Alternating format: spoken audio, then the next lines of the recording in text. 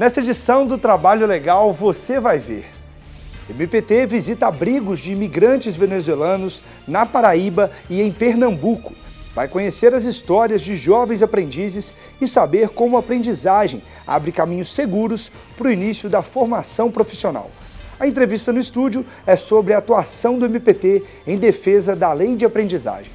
Tudo isso e muito mais você confere a partir de agora. Está começando agora o Trabalho Legal, um programa do Ministério Público do Trabalho em parceria com a Associação Nacional dos Procuradores do Trabalho. O MPT fez novas vistorias em abrigos que receberam imigrantes venezuelanos. Dessa vez, os procuradores foram a alojamentos na Paraíba e em Pernambuco. A venezuelana Rosimere Figueira segura o neto nos braços enquanto conversa com a procuradora do Trabalho, Janine Rego de Miranda. Ela, o bebê e 4 filhos foram acolhidos pela Pastoral do Migrante no município de Conde, na Paraíba. Ela conta que a criança teve uma alergia e recebeu atendimento médico. Essa foi uma alergia que ele deu, mas já está em medicação. Os médicos estão vindo aqui ou você está... Eles vieram aqui. Nesse abrigo na Paraíba, uma casa foi adaptada para receber 60 venezuelanos. O acolhimento aos imigrantes foi coordenado pela Pastoral do Imigrante. 12 pessoas conseguiram trabalho. É um espaço de chegada e daqui eles saem estrategicamente para uma casa, para outra. A nossa preocupação com o Ministério Público do Trabalho é que essas inserções sejam acompanhadas para evitar situações de precarização e trabalho escravo. Os imigrantes permanecem nas unidades por 6 meses, período em que podem regularizar os documentos, matricular as crianças na escola e aprender português. Essas são etapas importantes para que eles possam encontrar um emprego sem correr o risco de exploração do trabalho. O que não aconteceu para o venezuelano Félix Saf, que era policial na Venezuela. Ele está morando com a mulher na ONG Aldeias Infantis, em Iguaçu, região metropolitana do Recife. Ele diz que sonha montar um negócio para vender comida. Aqui eu tenho emprego. Agora mesmo eu estou fazendo sonhos para vender. A procuradora do MPT constatou que as condições nos alojamentos da Paraíba e de Pernambuco são boas. Janine de Miranda reforça, no entanto, que é preciso investir mais em políticas públicas para a inserção dos imigrantes no mercado de trabalho. Dos 69 imigrantes que estão em Pernambuco, 3 estão empregados. Temos 2 governos que estão agindo independente. Temos o governo da Paraíba e o governo de Pernambuco. O governo da Paraíba, ao que foi falado pelos coordenadores da Casa de Imigrantes, eles não vêm dando tanto apoio quanto o governo de Pernambuco. Integrantes do Fórum Interinstitucional em Defesa do Direito do Trabalho e da Previdência Social se reuniram na Procuradoria-Geral do MPT. A conversa foi sobre a reforma trabalhista. Na reunião foram discutidas as estratégias de atuação do Ministério Público do Trabalho, em parceria com a Associação Nacional de Procuradores do Trabalho, diante do cenário da reforma trabalhista. Na realidade, essa reunião, a nova reunião do Fórum de Defesa dos Direitos Sociais, tem como objetivo principal ouvir as entidades sindicais, as centrais sindicais como um todo, e ver a percepção também da realidade social, das mudanças, das transformações no mundo do trabalho em si e também de perspectivas políticas no âmbito legislativo e, sobretudo, no âmbito judiciário. Nós tivemos, de fato, uma queda expressiva no número de ações, especialmente na comparação do primeiro trimestre deste ano com o primeiro trimestre do ano passado, uma queda de praticamente 45%. E, evidentemente, que esse argumento tem sido utilizado agora e será utilizado ainda mais fortemente nos próximos meses no Congresso Nacional, quando se vai discutir o projeto de lei orçamentária para o ano de 2019, na medida em que se pretende, de fato, nesta perspectiva de Estado mínimo, reduzir-se também o papel e a intervenção de uma justiça cuja finalidade é exatamente garantir mínimos civilizatórios em contratos entre privados, que é o caso da Justiça do Trabalho. O Fórum foi criado antes da aprovação da reforma trabalhista. Assim que foi encaminhado o projeto para a Câmara dos Deputados, as nossas entidades conversaram entre si, o SINAIT, a ANAMATRA, a NPT, o próprio Ministério Público do Trabalho, no sentido de nos unirmos para discutir uma questão tão importante para a classe trabalhadora e o que nós, enquanto operadores do direito do trabalho, poderíamos fazer para evitar um mal maior. O MPT fez uma campanha interna para estimular procuradores, servidores, estagiários e prestadores de serviço a se tornarem doadores de sangue e medula.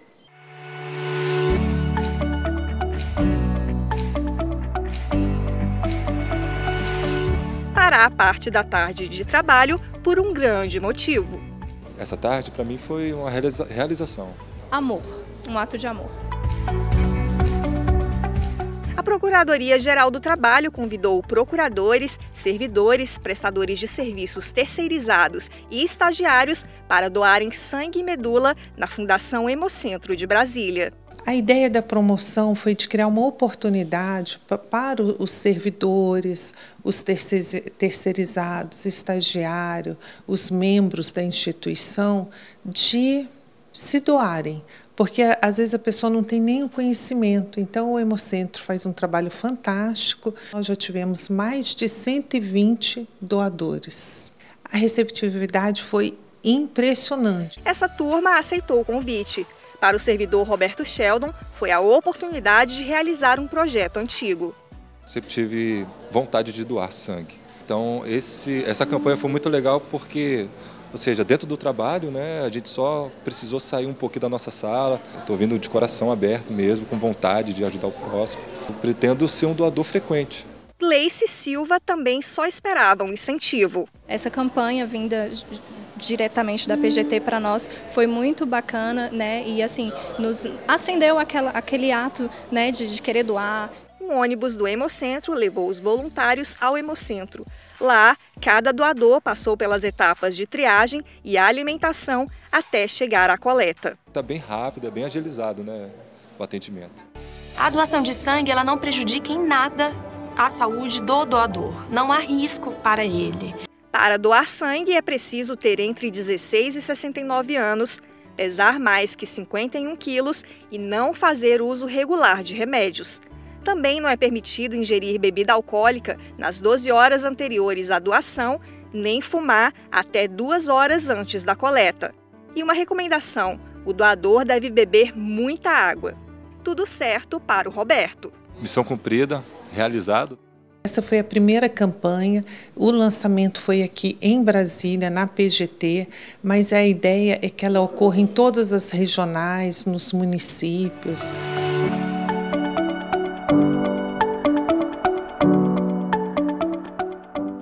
Depois do intervalo, você vai ver uma entrevista no estúdio sobre a importância da lei de aprendizagem com a procuradora Patrícia Sanfelice. Voltamos em 1 minuto.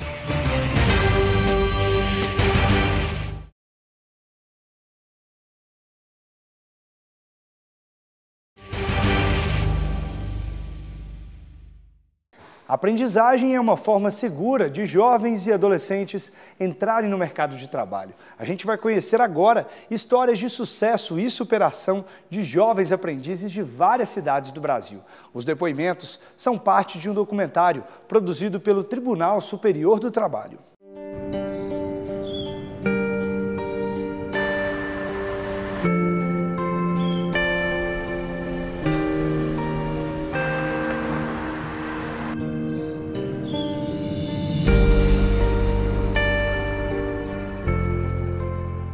Na época que tinha baile funk no Rio de Janeiro, em rua, que era algo mais comum, não é como hoje, em lugares fechados, eles fecharam a esquina com caixa de som e até o final da rua teve de tudo que você puder imaginar, teve. De certa forma, tudo que eu vivi foi um aprendizado de como eu não queria viver. E é triste a gente ver que todas aquelas crianças, tudo se perdeu, tudo morreu, foi assassinado, entrou pro mundo do crime e se perderam. É muito triste a gente constatar isso, né? Então, são muito poucos os que conseguiram se manter fora. A realidade brasileira mostra crianças de 5, 7, 9 anos já sendo exploradas no mercado de trabalho. Elas são levadas ao mercado de trabalho sendo exploradas porque elas não são registradas, elas não vão pedir aumento, não vão exigir direitos trabalhistas. E quando a gente tem a aprendizagem regulamentada, contratada, os direitos já estão previstos em lei. Nós conseguimos aliar um contrato de trabalho protegido com os direitos trabalhistas a ele inerentes, previdência social, as proteções da Seguridade Social, com uma formação profissional. O programa Jovem Aprendiz entrou para mim no finalzinho do limite de idade. O programa vai até 23 anos e 11 meses. Eu comecei com 23 anos, 22 para 23 anos, foi em 2016. E foi muito interessante, porque foi um programa onde eu pude trazer a minha experiência de vida e de profissionalismo que eu já tinha e conhecer a realidade de outros jovens. É uma zona bem periférica, assim, porque é afastada até do centro de Nova Iguaçu, que já é na Baixada Fluminense. Então é uma área bem escateada, assim, bem precária. Eu estava no 2º ano do ensino médio e eu fui convidada, né, a participar do processo seletivo para a Fiotec. E aí eu entrei como jovem aprendiz e fui direcionada para o CIEE. O jovem, a partir dos 14 anos de idade, ele pode estar inserido em um programa de aprendizagem que fala a vinculação dele entre escola, profissionalização e sua vida. Então, são 3 eixos que precisam ser executados. Comecei a pesquisar vagas de estágio. E aí eu vi a oportunidade do estágio de trabalhar nessa ONG, no ITDP.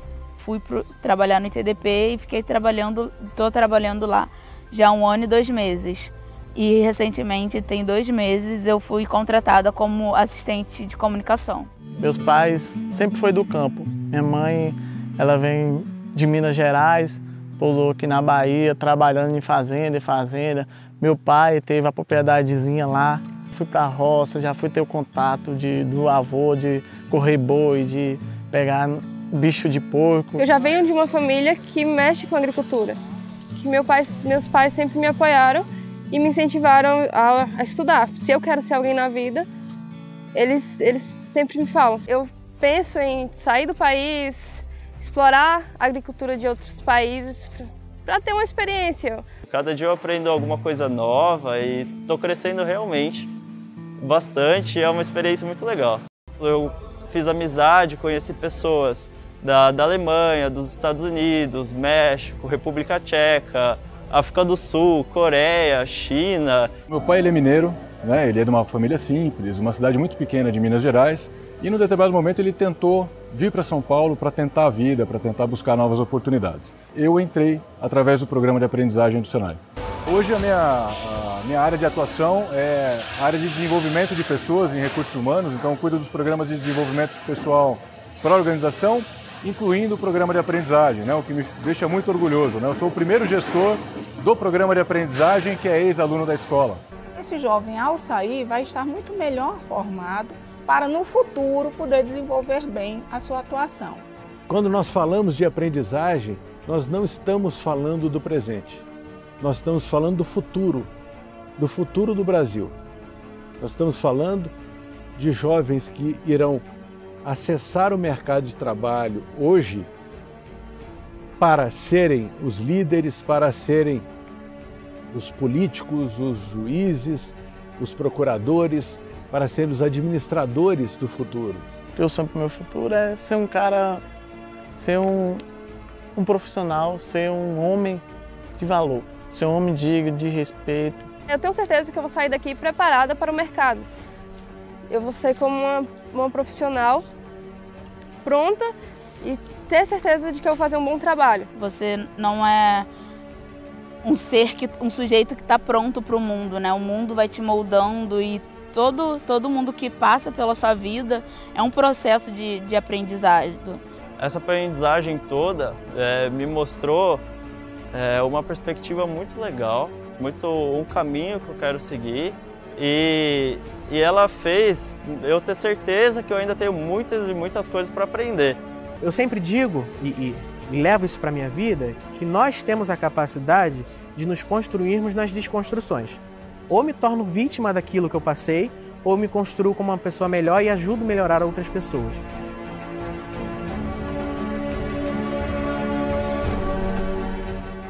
E para continuar falando sobre esse assunto, vamos direto para o estúdio do Trabalho Legal. Olá! A aprendizagem é um importante instrumento de combate à exploração do trabalho infantil, já que ela é permitida na adolescência a partir dos 14 anos.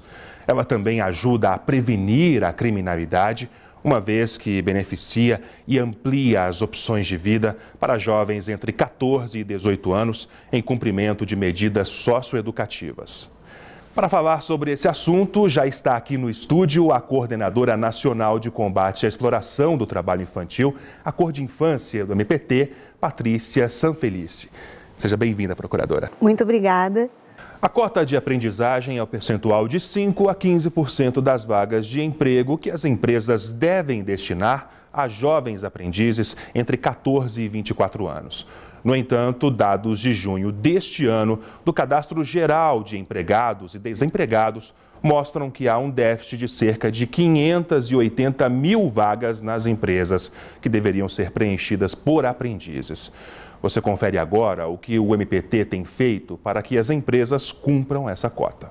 De 2017 até agora, o MPT já deu início a mais de 15 mil investigações em todo o país por irregularidades relacionadas à aprendizagem. As violações motivaram o ajuizamento de pelo menos 1.566 ações para exigir das empresas o cumprimento da cota legal e garantir direitos dos aprendizes. Doutora Patrícia, qual a importância da aprendizagem no combate ao trabalho infantil? Bom, a aprendizagem é um instituto, que tem colaborado desde há muito tempo para regularizar o trabalho do adolescente entre 14 e 18 anos. Nós não temos muitas alternativas nesse sentido e essa é uma alternativa prevista em lei. Então, ela tem demonstrado uma importância grande, tem funcionado para realmente apresentar uma alternativa de ingresso protegido no mundo do trabalho, na idade que é minimamente considerada adequada, tanto que para adolescentes entre 14 e 16 anos, a única possibilidade de trabalho é por meio da aprendizagem. Qualquer outra forma de trabalho, nós estaremos falando de trabalho proibido, ilegal. Então, consideramos o Instituto da Aprendizagem fundamental dentro do rol de políticas e iniciativas que visam a erradicação do trabalho infantil no Brasil. E quais os principais desafios do MPT para que a cota de aprendizagem seja cumprida? Bom, como foi dito, nós temos um expressivo número de cotas que se encontram em aberto dentro do cômputo que poderia ser atendido de aprendizes no Brasil. O MPT tem atuado muito fortemente para que essas cotas sejam efetivamente cumpridas, para que elas sejam preenchidas e sejam, de fato, transformadas em oportunidade para os adolescentes brasileiros. O que a gente precisa destacar, e também é um desafio grande para o Ministério Público do Trabalho, a compreensão efetiva do Instituto da Aprendizagem. O que é a aprendizagem? Não se confundir a aprendizagem com mão de obra precária. O Instituto da Aprendizagem não tem esse objetivo. Ele não tem como foco o trabalho. O foco da aprendizagem é o aprendizado de um ofício, tanto que ele se encontra vinculado à educação. Então, a gente não pode pensar na aprendizagem como precarização de mão de obra. Mão de obra barata. Exato, não é possível que a gente aceite essa ideia que, por vezes, é disseminada. E como é feito o cálculo da cota legal? É uma questão também que envolve a atividade que a empresa desempenha, né? Exatamente, isso está definido na lei e no decreto que regulamenta esta lei, que é a CLT. Então, a gente tem ali uma definição de que as cotas de aprendizagem serão definidas a partir do número de empregados cujas funções demandam formação profissional. No próximo bloco, nós vamos falar sobre a aprendizagem no sistema socioeducativo. Não saia daí, a gente volta em 1 minuto.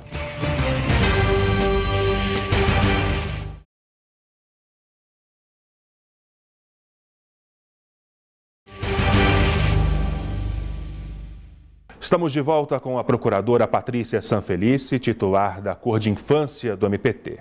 O assunto agora, conforme prometido no primeiro bloco, é a aprendizagem no sistema socioeducativo. Doutora Patrícia, sabemos que o tráfico de drogas é uma das piores formas de exploração do trabalho infantil. Como a aprendizagem pode ajudar adolescentes entre 14 e 18 anos vítimas desse tipo de exploração e que tipo de projeto o MPT tem para essa área?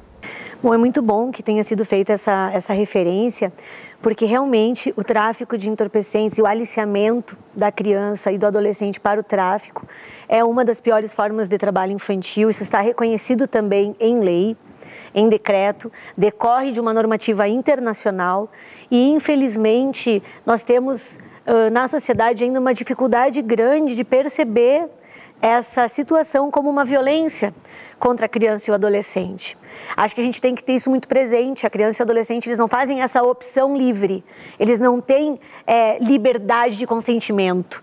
Eles são, por alguma razão, levados a essa condição. Seja pela necessidade econômica, seja pela estrutura ou desestrutura familiar, seja pela, às vezes, até a condição geográfica em que eles estão locados.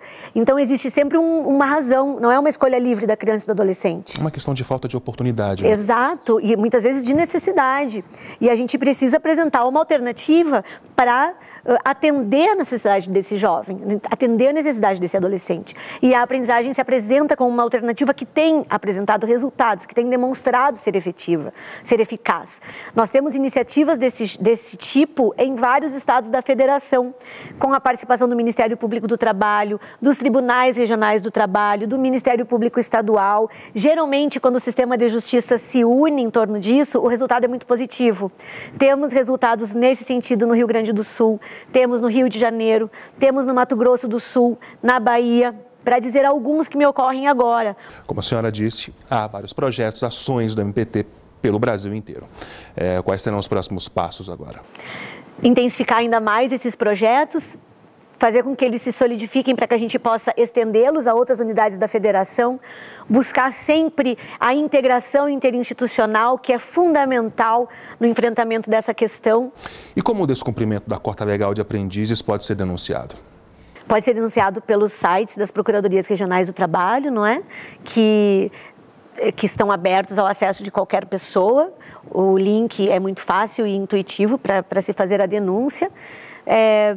Pode-se também reportar isso ao Ministério do Trabalho, que é quem vai fazer efetivamente a fiscalização das cotas de aprendizagem nas empresas.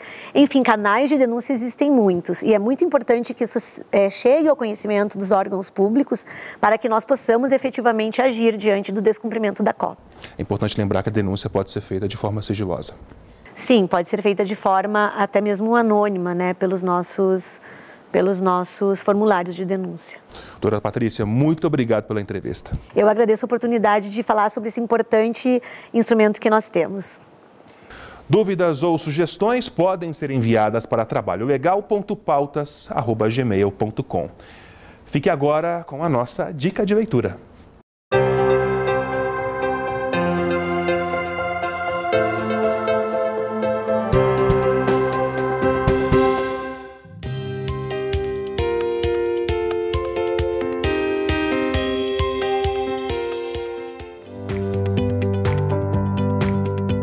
Essa obra trata da implementação, da aplicação da Lei 8.213 por empresas com 100 ou mais empregados.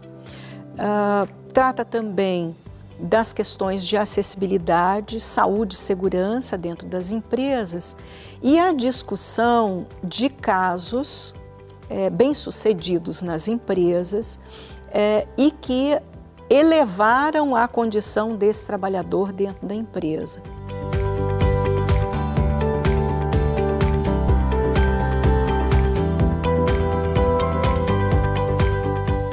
Um dos casos tratados no livro diz respeito ao exercício de atividade em segurança, né? Porque é muito comum, ou era muito comum, na época de escrever o livro, dizerem que a pessoa com deficiência não importava a natureza dela, não poderia exercer cargo ou função de vigilante, segurança, né? Então, um dos casos tratados ali dentro é desconstruir, do ponto de vista da lei, do ponto de vista do sistema legal brasileiro, que a pessoa com deficiência, tendo esse ambiente, essa função devidamente adaptada para o exercício, né, da função, a pessoa com deficiência exercê-lo. Para o trabalhador com deficiência, obviamente, né, porque é escrito em sua homenagem, em homenagem a esse trabalho hercúleo que a pessoa com deficiência tem que estar na vida, né? Trabalhar. Além de demonstrar que ela é capaz para o trabalho, ela tem que demonstrar para todos os colegas e empregadores que ela pode superar a sua deficiência.